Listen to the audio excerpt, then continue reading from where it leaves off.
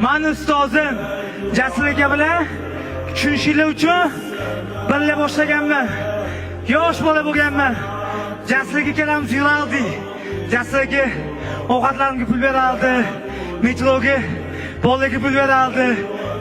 Biz podvolni ichidan oldi, timlabga qilib yurardik.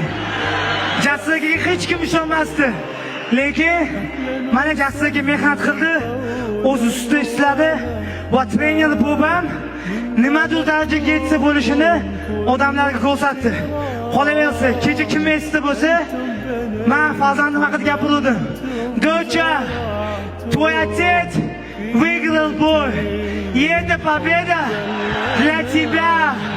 Ты не забывай, что твой отец борется каждый божий день, чтобы ты улыбалась. Твой отец любит тебя. Не забывай.